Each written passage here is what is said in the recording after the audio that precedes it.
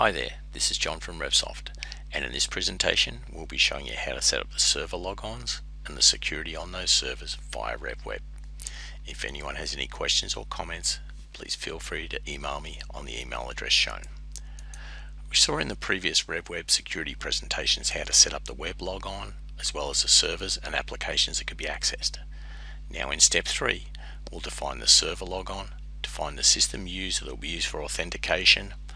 We'll also go through a definition for web access, which will show which menu options will be displayed, and the other web functions that allow you to control what functions are performed on the forms.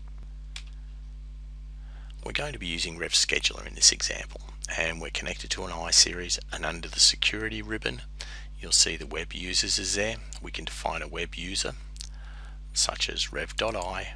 Now what we have here is a username that can be up to 50 long, a password, whether it's active or not, and the user profile this is tied to.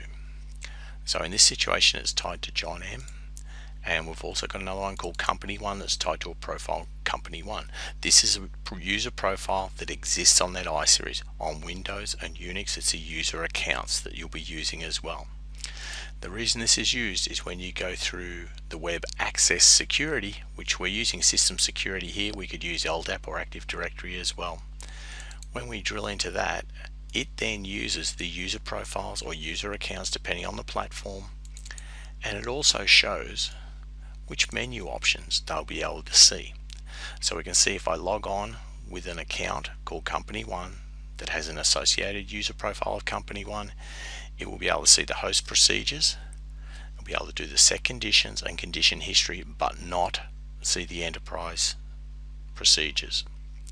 So what we'll do is let's actually log on and see what it looks like. Okay, logging on as RevSoft, which is a web logon. It goes through, it shows me the groups of users as we went through in the previous security setups. I'm going to look at the demo iSeries, show me the group. I'm going to go to Hyperion, which is the one we're looking at. We're going to click on the schedule, and now I need to log on to the appropriate server for Rev Scheduler. So what I have here is I log on here, and it will give me the menu options that I'm allowed to see. There's 4 options there. In the same way, if I go back on here, log on as RevSoft, go to iSeries again, pick Scheduler on Hyperion, and I log on this time as Company 1.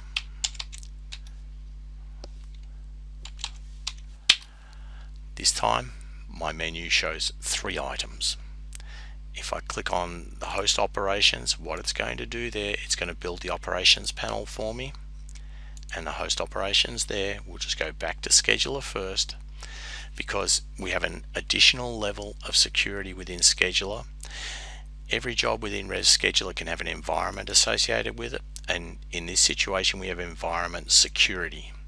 Now environment security works in a way where a user profile can be defined, and you can either read, which means see the jobs, you can add, delete, update, or execute. So you can force jobs for that environment, you can delete jobs for that environment, update jobs in that environment, or add new jobs to that environment. Company 1 is not defined in here, so it will form start public. It won't even see jobs for that environment. The other user profile, John M, as we log on here, it is a master user, so it's like a super user, so we can see all jobs for all environments. So basically it can't be locked out from those. So now we're looking at Company 1, and as you can see our system logon there is Company 1 using the user profile Company 1.